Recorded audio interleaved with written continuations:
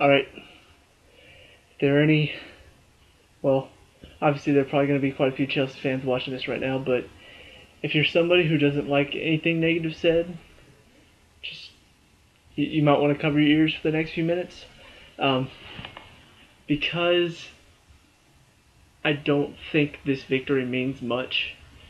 Don't get me wrong, they played much better, but they've been playing better. It's the results that are not happening. They played well against Stoke, but a couple of lapses in defense and not enough uh, desire and speed in the attack, and lose 1-0.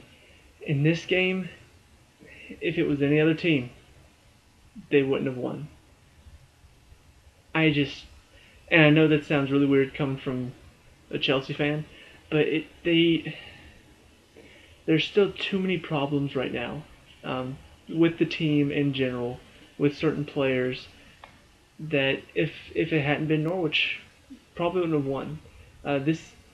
You're at home, you're playing against Norwich, who admittedly are a good team. They're not like they don't belong in the championship. They definitely deserve to be probably lower half of the table somewhere. They're easily better than Newcastle and Sunderland, so let's just go ahead and get that out of the way. I'm not downing Norwich at all, but you're at home and you're playing against Norwich, who are struggling at the moment. You have to win. You have to win that game, especially if you want to say you're turning your season around after a poor start. This is a must-win game. If you lose or tie this game, I think Mourinho, they've been talking about how the club have been right so far to stick with him, because of everything he's done in the past. This is just a blip. He'll get over this. This game, if he had lost or tied this game, I think even those people would be like, okay, something's got to change, or he needs to be gone, because this is a home game against Norwich. Even, yeah, they held Man City for a while, but they didn't all the way through. Second half, Man City found the way through. And similar circumstances, Chelsea found a way through. But first, let me talk about the good things about this game, because there were a lot of good things. Hazard looked back in form. A lot of good darting runs inside the box, cutting defenders, just beating people with the ball. He hasn't done that most of the season. This is the first game that it looked like he was back to the same Hazard we had from last season. Willian too, just really flying around the field, a lot of speed, a lot of quickness with the ball. He looked a lot better. Matic did his job in the center of the field well, defended well, distributed the ball well. Zuma and Terry both did a very, very good job in defense. Zuma was winning almost every single ball that got kicked up the field. Like just, off a punt, he's winning it. Off of a clearance, he's winning it. He had a really good game. Terry also had a pretty good game. I still think he's struggling with fitness at times, just struggling to keep up to speed with some of the really fast forwards. So that's why it's nice to have Zuma back there, because he's got some speed. Kennedy did well. I think, once again, if this hadn't been Norwich, he might have struggled. But because it's Norwich and they kind of sit back, he had a chance to get up the field as more of a wing back than a fullback. But if it had been somebody else that presses high against Chelsea and Chelsea were pinned back, he would have struggled a bit more, because I don't think defensively he's that good. He's very good attacker, and I believe he will probably be a star winger in the next couple years. But defensively, I don't think obviously he's not nearly as good as Azpilicueta defensively, because I mean Azpilicueta is just easily the best fullback in the Premier League. And I know a lot of people that aren't Chelsea fans are going to get all, what are you talking about? What about Klein? What about San? What about Colorado? What about all these teams that are actually doing? Azpilicueta, unfortunately, right now, he's playing well, but one man having great game after great game does not mean that the whole team's going to do well. He's consistently been playing well. only made a few mistakes all year, whereas everybody else on the team has made several mistakes. So I, the decision to sit him probably had to do with international stuff. He played for Spain, I believe, so maybe resting him, maybe saving him for the midweek match. We may be playing Porto. I'm not sure. Um, so, but as I'm saying, Kennedy did well in that role, mainly because he was able to get up the field as a wingback. Ivanovic, not nearly as bad as he has been. Um, Made a lot of good defensive plays, but still made some mistakes with the ball and defensively. Um, and it's mistakes he wasn't making last year, so that's why I say that. He's still gotta cut the mistakes out because that's been causing a lot of goals. There was one instance where um, just completely dove into a challenge twice, and luckily Zuma was there to cut out the danger. So those were, for majority of the team, they did have a good game. Some of them had great games, some of them had good. Now to some of the performances that were less than stellar. Um, Fabregas and Costa for me had poor games today, and it's funny to say that because Fabregas assisted Costa's goal. So it's funny to say, well, the goal scorer and the assist to the goal scorer had poor games today, but it's true. They other than that moment when Fabregas played that great ball in and Costa, beat the defense with speed, cut the guy and then found the back corner, placed it well. That was pretty much it. Fabregas may have had a few more really good passes, but nothing that like cut the defense. I'm thinking back to last year, the very first game of the season, when the ball came in and he did the little half volley straight through to Schürrle. That was beautiful. We haven't seen anything like that from him in a very long time, since pretty much the first half of last season. So he's really been declining. There was that moment when Terry blocked the shot near the end of the first half. Watching it again on the replay, you can see, first of all, on the near side, you've got Willian and Matic trying to close down the danger. Kennedy and Costa stood near the top of the corner of the 18. They just stood there, which Costa normally just does one thing and he's done defending. Kennedy, I wish he would have done more there. And then in the middle, you've got Fabregas, Zuma, and Terry, right around the penalty mark, and Ivanovic is at the top of the box, out of position. As soon as he sees the ball's coming across and it's in a dangerous position, he's coming back to cut off anything. Fabregas starts stepping out for some reason, and I don't know exactly if he could have gotten there in time, but it's one of those situations where if you're a defensive mid, you're in the box, you're helping defend. That's one of my biggest problems with John Obi Mikel. Hardly ever gets back into the box. He'll be hanging out at the top of the box as somebody's like blasting home a goal behind him. He never gets into it. Fabregas is a lot of the times the same way. He'll hang out at the top of the box or he'll be up and not getting back. And so if he's not defending well, you expect him to be making great plays with the ball, great passes, assisting all the time. He's not doing that this year either. And it's just a bizarre choice that he's still in there. And it's not that he's a bad player, he's not playing well right now. And he still continues to get game time. Now, some people might say, well, it's showing faith to him, letting him play his way back into form. But at the same time, where's the punishment? You make several mistakes, you don't play well, but you still get game time, so don't worry about playing better. And obviously that's a very harsh way of looking at it, but at the same time, he needs to change. He's not changing. At some point, you got to say, okay, you've had enough time to play yourself back into form. You're not making it right now, so I'm going to sit you for a bit, let you maybe work hard in training. Once you show that you're ready to go again, maybe you'll get some more time then, but if you keep trying to let them play their way back into form and they keep performing terribly, you're rewarding them their terrible play with more game time. That doesn't make sense. And Costa,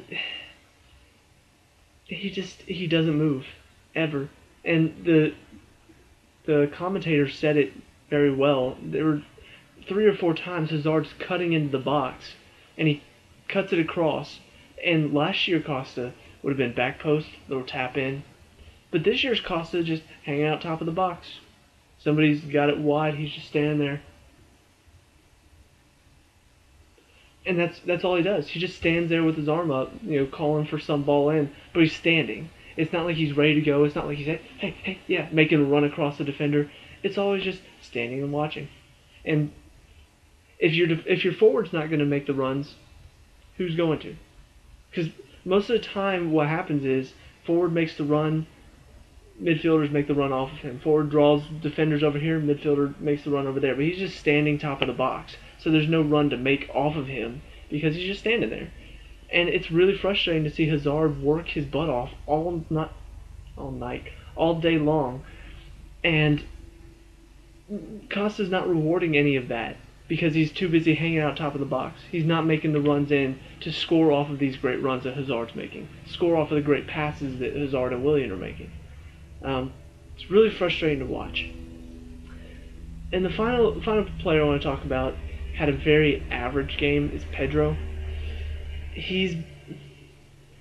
The first game he came in, really excited to see him, assisted, scored, like, go Pedro! Since that game, he's worked so hard, on and off the ball, but his end product just has not been there. And I don't know if it's just unlucky. I mean, last game against Stoke, he hit the post near the end of the game after a great run. And there's some games when he's the best player out there. He's just running he's running hard. He's putting pressure on players. They hardly have time to play because he's right there on top of them. And he did that sometimes today, where Costa and Fabregas had the one moment of greatness, and then the rest of the game was bleh.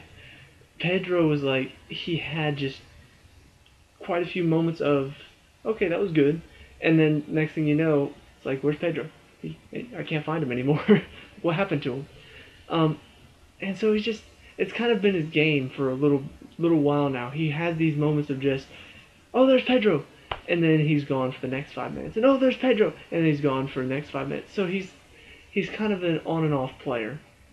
And that can be useful. But you think about Hazard, how he was the play majority of the time. He's the one making the runs. He receives the ball, plays it, he gets it back, he plays it again to somebody else. He's always there. Pedro is not. And that's, I'm not going to criticize him harshly because, first of all, coming to the Premier League from La Liga is a big change in play. He's had injuries. He's barely been here that long. It's only been a few months that he's been on the team. So I'm not going to criticize him too harshly for that. The fact that he's doing anything at all is actually really good. The stuff he does do is always good stuff. He's always putting good pressure. The passes he makes, for the most part, is really good. So Pedro he's one of the in-betweens. He has moments of doing well and then has moments where he's not. Let's see. So that's it. Obviously, Begovic just he didn't have a whole lot to do. Made a couple of good saves. Coming off. Okay, go to Mourinho now. His choices, like I said, Kennedy, if it wasn't Norwich, would have been a bad choice. I think not having Aspilicueta to play is a bad choice in general. But maybe, like I said, maybe resting him after an international break, maybe resting him for midweek. Who knows? His substitutions, though, it's like I agreed with them, but they were so long in coming. And actually, I disagreed with Fabregas staying on the field. I thought Ramirez should have come on for him. But, I agree putting Oscar on, but you gave him 7 minutes. He's a player who's been riddled with injury for so long that you want him to get back into match fitness. So you got to give him more time than 7 minutes. Okay, go run around for a bit. All right, you're done. You got to give him some time to really get that match fitness back. And when he came on, he did a couple of good things. He worked hard, and he's a player that has potential to have that moment of just brilliance out of nowhere that could change the game. But if you're not playing him, he's not going to do it. Ramirez coming on, like I said, I wish he'd come on for Fabregas. As a winger, he does okay, but he's much better defensive player than he is attacking player. Attacking wise, he brings speed, and that's about it. Defensively, his tackles are good. His speed is really good. So, I don't agree with him as a winger. I see him more as a defensive mid alongside Matic, bringing the speed where Matic brings the height. And then finally, bringing on Aspilicueta, putting him at left back to kind of shut out. I agreed. I wish they'd put away one more though before they did that, just so it's not sitting on a 1-goal lead, because that's always a scary situation. So just couple of bizarre decisions, but overall okay as far as Mourinho goes and his decisions who to play. His press conference before the game, he seemed better. Recently he's been just. If you've been watching my review videos, I've wanted him gone because he's acted like an idiot off the field, and it reflects poorly on the club. So it's not even the results that I was frustrated with; it was how he's acting. Going into an interview, I have nothing to say. I have nothing to say. I have nothing to say. No, nothing. I have nothing to say. I have nothing. It's like, dude, just answer the questions or leave. Don't just stand there and say, I have nothing to say.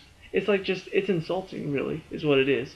And it makes the club look bad when your manager is acting like an idiot. He's trying to burst into the officials' locker room at halftime because he disagrees with a red card.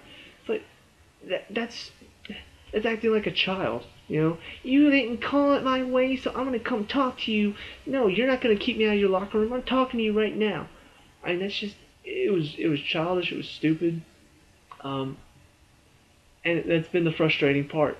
I don't know if he's getting any better. I don't know if Abramovich maybe talked to him and said, "Look, that's got to change." But that's been the biggest problem for me, is his antics off the field. So anyway, that's about it for Mourinho. Other than that, like I said, they played well, and they. One of the things that Mourinho said at the beginning that I do agree with, they've been playing better, just the results haven't been going their way. I do agree with that to an extent. I think that if you play well, the results will come with that.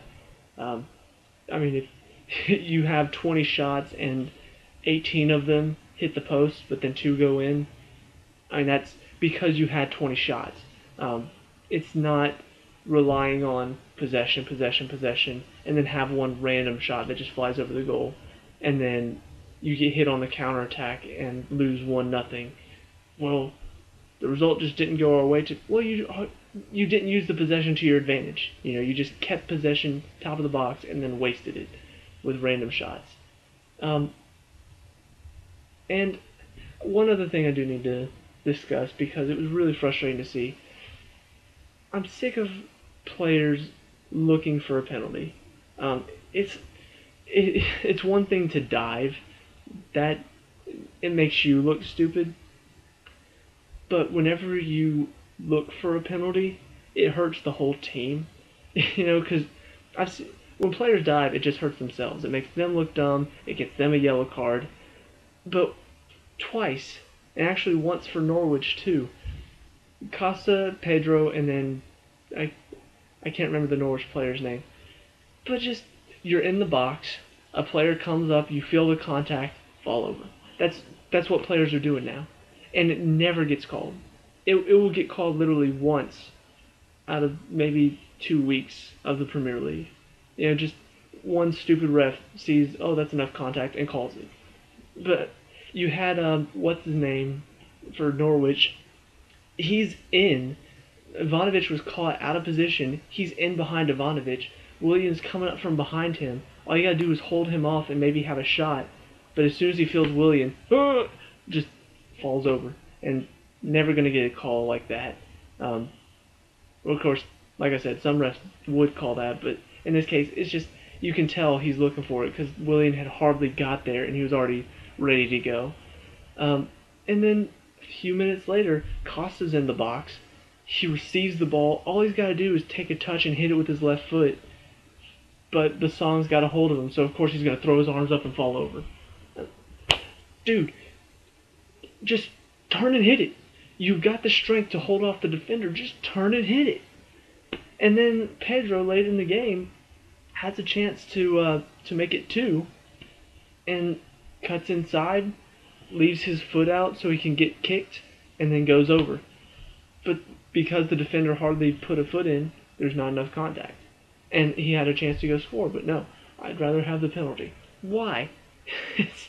It really doesn't make any sense to me at all, where I can either score this, or I can fall over, and one of my other teammates can score.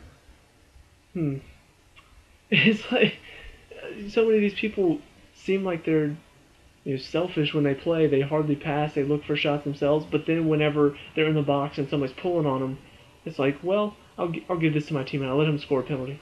And obviously that's not what they're thinking. They're just thinking, oh, I'm going to get this guy a foul to embarrass him. But it just embarrasses themselves and it hurts the team because now you don't have a goal. And it's frustrating to watch whenever players do that. They wait for the contact, they feel it, they go over. And whenever you're doing that and you're right in front of goal, it's even more frustrating. So, but in conclusion, like I said, I'm not going to judge much about the rest of the season based on this game. They played well. In the end, they won, which is always a good thing to win. But ultimately, it's not enough for me. Where Norwich doesn't have much in the attack, other teams that you play, if you really waste all of these chances and hope to win 1-0 against them, that's not going to happen. Norwich's attack wasn't good enough today to break down the Chelsea defense. So if you're playing against other teams, they do have good enough attack to break down the defense. But based on the next few games, they're looking a bit easier. Some teams that are in the bottom half of the table. So, hopefully we can string together a few wins, get some points back and climb to the top half of the table, hopefully. But yeah, like I said, refraining from saying anything about, oh, we're back, because I don't see that yet. It was Norwich at home, so. But yeah, that's my opinion. Let me know what you guys think, and I'll see you at the next game. Peace out.